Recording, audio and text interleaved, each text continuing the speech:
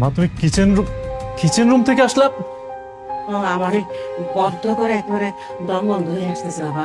আমি এখানে থাকুন না, তুমি আমার গ্রামের বাড়িতে নিয়ে চলো, আবার বাসে উঠাই দাও, আমি গ্রামের বাড়ি চলে যাবো। আমি ঢাকা শহরে থাকুন না বাবা। তুমি চলে যাবা মানে? কি হয়েছে তোমার? হ্যাঁ, তোমার সাথে কে কি করছে আমার বলো। কেউ কিছু বলেনি। শান্তা শান্তা শান্তা, কি সামনে চিল্লাইতেছো কেন? চিল্লাইতেছি কেন? তুমি মার সাথে কি করছো? মা বাসা ছেড়ে যাইতে চাইতেছে কেন? তোমার মা কে লেগে বাড়ি যাইতে চাই নাকি আমি জানি? তোমার মারে জিগাও। তুমি মারে কিছু বলো না? আমার মা 2 দিন হয় না বাসায় আসছে, এমনি এমনি যাইতে চাইতেছে। তুমি সত্যি করে বলো, বলো কি করছো বলো। বাবারে বাবারে, আমার কেউ কিছু বলেনি বাবা। আমি এমনি যেতে চাইতেছি, আমার এখানে একদম ভালো লাগতেছে না। আমি গ্রামে ভালো ছিলাম বাবা, তুমি আমার গ্রামে পাঠাই দাও, রাতে আমার বাসে উঠাই দাও। আমি তুমি যাওয়ার সময় উঠাই দিলে আমি 1 লাখ যাইতে পারবো। আমার কেউ কিচ্ছু বলেনি বাজান, আমার ঢাকা শহর ভালো লাগতেছে না। আমি তোমার কইতেছি, বুঝতেছো না বাজান, আমার তুমি যাইতে দাও। আরে উনি যখন এত বারবার করে যাইতে চাইতেছে তাহলে চলে যাক না। ঈদের পরে না হয় আবার চলে আসবো না বেড়াইতে। হ্যাঁ, আর তুমি যদি এখন কাজে ব্যস্ত থাকো বাবা, তাহলে তুমি এক কাজ করো, তুমি অফিসে চলে যাও, তোমার কাজে চলে যাও। আমি নিজে বিআইন সাহেবের বাসে তুলে দিয়ে আসবো। খবর দেবেন না।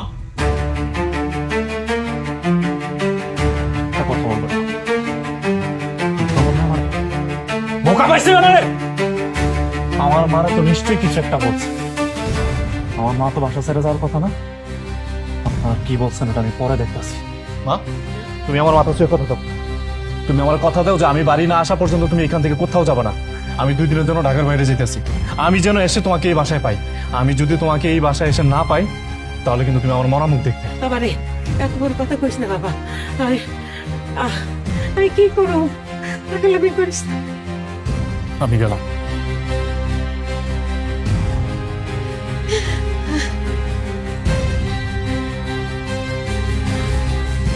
ভালোই তো সিনেমা করতে পারেন দেখা যাচ্ছে। হ্যাঁ, এক টিকিটে আমরা 2টা সিনেমা দেখে ফেলাইলাম। অভিনয় তো খুব ভালোই পারে। একটা কথা বলতে চাই, আমিও কিন্তু খুব ভালো অভিনেত্রী। হ্যাঁ, মঞ্চে একদম পাক্কা অভিনেত্রী ছিলাম। মঞ্চের আশেপাশে কোথায় কি হইতো না হইতো সব দিকে আমার নজর ছিল। কে কোন দিকে কি করে না করে সব বুঝি।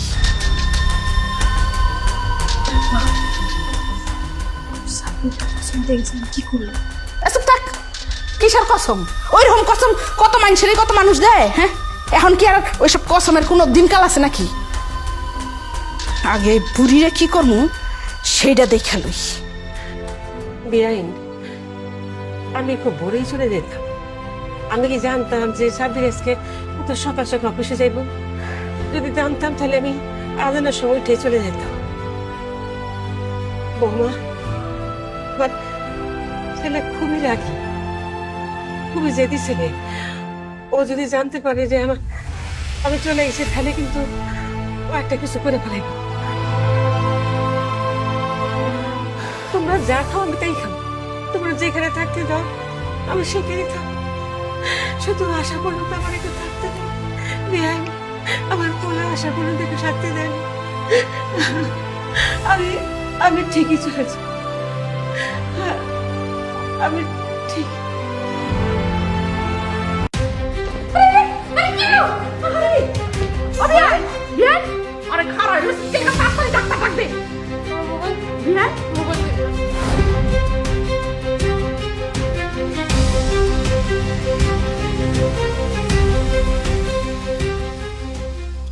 আসো আসো আসো বাবা, একটু কত এখন তার কি অবস্থা? ওনার শরীর খুবই দুর্বল, প্রেশার খুবই লো, খাবার দাবারও করতে পারতেছে না মনে হয়, ঘুমও হচ্ছে না। আমি কিছু মেডিসিন দিয়ে গেলাম, ওষুধগুলো ঠিক মতো খাওয়াবেন, ইনশাল্লাহ ঠিক হয়ে যাবে। বাবা, আমরা চাইতেছিলাম কি উনি যেন 5 ঘন্টায় অভিনয় থেকে না উঠে, এমন একটা ব্যবস্থা তুমি করে দিয়ে যাও। হ্যাঁ, তার জন্য দরকার পড়লে যত টাকা লাগে আমি তোমার দিতেছি। হ্যাঁ, তুমি প্রয়োজনে তার একটা ঘুমের ইনজেকশন মাইরা দাও। কি বলেন আন্টি আপনি এগুলা? ওনার যে অবস্থা, এই অবস্থায় আমি ওনাকে 5 ঘন্টা আনকনসিয়াস করে রাখবো? এটা আমার মেডিকেলি ঠিকসে পড়ে না আসলে। আর তাছাড়া এটা আমার পক্ষে সম্ভব না। আমি ওনাকে ইনজেকশন দিলে পরে ওনার উল্টো রিয়েকশন হবে। ভাইয়া ভাইয়া আমি আপনাকে বুঝিয়ে বলছি, অ্যাকচুয়ালি আমার শাশুড়ি হচ্ছে মেন্টাল প্রেশার, সে হুটহাটি বাসা থেকে বের হয়ে যায়। আর আমার হাজবেন্ড হচ্ছে তার অফিসের কাজে ঢাকার বাইরে গেছে। উনি যদি এখন বাসা থেকে বের হয়ে যায়, আমরা দুজন মহিলা মানুষ তো অনেক বিপদে পড়ে যাব। তো তার জন্য আপনার কাছে হেল্পটা চাচ্ছিলাম। তাছাড়া উনি রাতের বেলাও বাসা থেকে বের হয়ে যায়, আপনি যদি একটু আমাকে হেল্পটা করতেন তাহলে অনেক উপকার হতো। আচ্ছা শোনেন, আমি আসলে এই পেশেন্টকে ইনজেকশন দিতে পারবো না, তবে সন্ধ্যার দিকে আমি এসে ওনাকে একটা ঘুমের ইনজেকশন দিয়ে দিব, যাতে ওনার রাত্রে ফ্রেশ ঘুমটা হয়। আমরা তো সেটাই দিতেছিলাম। তাহলে তুমি রাত্রে বেলা এসে উনার একটা ইনজেকশন মেরে দিয়ে যাবে। হ্যাঁ আচ্ছা ঠিক আছে। আচ্ছা ওনার জ্ঞান ফিরলে ওনাকে হচ্ছে আমি যে মেডিসিনগুলো লিখে দিলাম ওগুলো খাবার খাওয়াই দিবেন।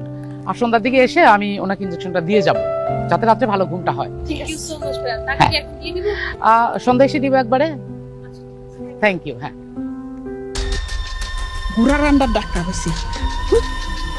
মা তুমি রাজুরে ফোন দিয়ে বলে একটা গাড়ি নিয়ে আসতে, ওই মহিলারে আজকে ওনার গ্রামের বাড়িতে দিয়ে আসতে বলো। কিন্তু সাব্বির যদি বাসায় এসে জিজ্ঞেস করে তারে কি উত্তর দেব? ও মা, ওর সংসারটা বাঁচবো তো?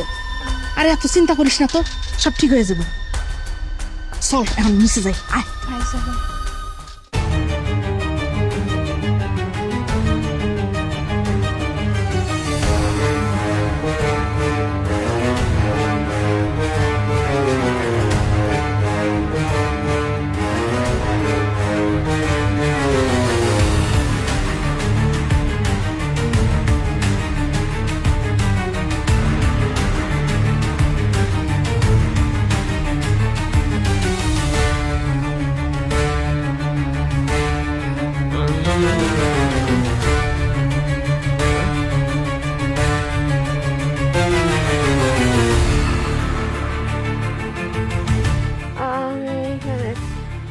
এইখানে কি কেমনে আসলাম?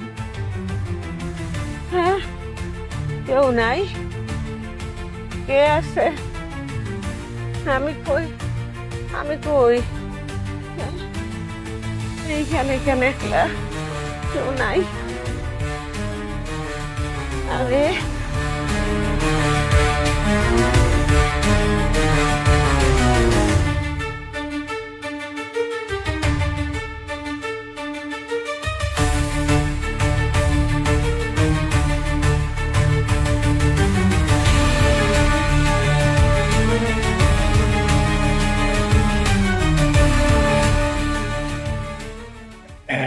ভাই শোন, তাড়াতাড়ি চলুন। আমার দেরি করলে আবার উনি ঘুম থেকে জায়গা দিতে পারে। হ্যার ঘুমাল আজ রাইতে ভাঙবো না, ওনারে ঘুমের ইনজেকশন দেওয়া হয়েছে। কি করতেছে? সন্দেহ হইতেছে মানে? তোমার এত বোঝানোর দরকার নাই, এটা ফ্যামিলি কেস। ও ফ্যামিলি কেস ভাই, আমি 20 বছর ধরে গাড়ি চালাই, এরকম কেস অনেক পার করছি। খুব পার করছো না? আচ্ছা কত দেই আজকাল ফ্যামিলির কেসটা কি? কি আর কেস হইব? ওই বউ শাশুড়ি ঝগড়া। আপনারা তো তাও একটু মানবিক আছে, এটা নিয়ে গ্রামের বাড়িতে ফালাই দেবেন। এরকম অনেক কেস আছে ওই রাস্তাঘাটে ফালাই দিয়া যায়।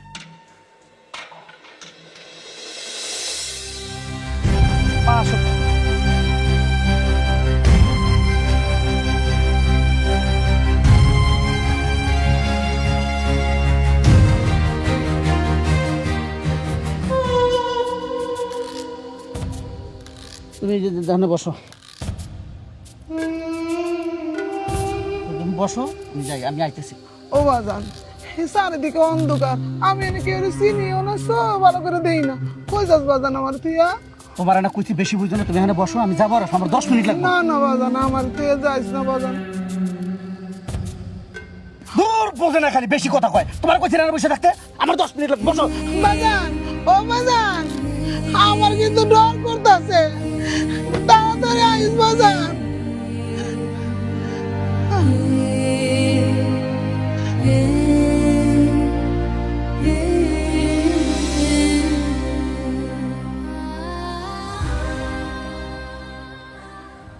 ভাই জানেন, সেদিন একটা বৃদ্ধ মহিলারে রাস্তায় ফালাই দিয়ে গেছে। এই মহিলার কান্না দেখা আমার বুকের ভিতরটা ফেটে দিতেছিল। আমার চোখ দিয়ে পানি হয়ে পড়ছিল। মানুষ এত নির্দয় কেমন হইতে পারে ভাই? আমি আমি পরে ওই মহিলারে অনেক খুঁজছি, পাই নাই। আল্লাহ জানে মহিলাটার ভাগ্যের কি হয়েছে। মানুষ কত নিষ্ঠুর হইতে পারে, হ্যাঁ? যে মাম করে 10 মাস 10 দিন পেটে ধরছে, এই মার লগে আমরা এত অন্যায় কেমনে করি? এই মা যদি আমগুলো পৃথিবীতে না আনতো তাহলে তো আমরা তোমার মা জীবিত আছে, তাইলে তারই সেবা যত্ন কইর, অন্যের মায়ের খোঁজ খবর নিতে আইসো না, বুঝতে পারছো? এখন চলো যাই, আরে চলো যাই। আবার কি ধুর, এই চার দাম দিছ?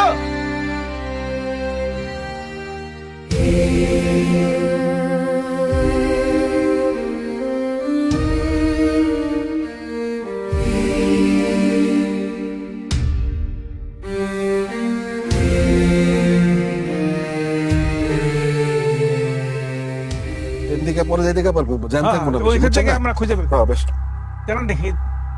ভাইজান হ্যাঁ কই উনি কই? উনি তো নাই। আরে হ্যাঁ কোন দিক গেল? ওদিকে ওদিকে দেখেছে।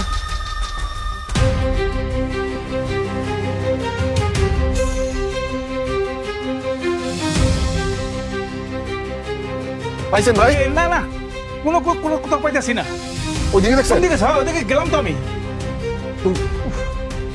হঠাৎ করে গেল কই? মানুষটা তো এখানে ঘুমানো ছিল।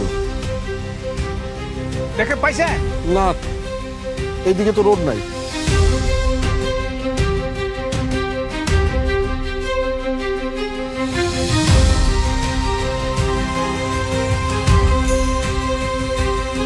তোমার এই আজাইরা গল্প শুনতে গিয়া আমি তারা আড়াইলাম। এখন কি হইব? ইস।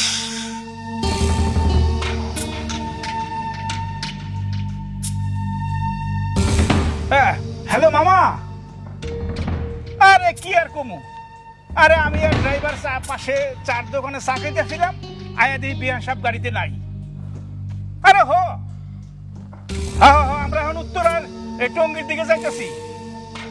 হ্যাঁ হ্যাঁ হ্যাঁ, তুমি কোনো চিন্তা করো না, আমি ওনারা খুঁজে বাই করছি। কইতাছস তুই? বাই বাই, যেমন ওনারা খুঁজে বাই করতে তুমি একটু খুঁজো, আমি একটু খুঁজি। তুমি এদিকে যাবো নাকি?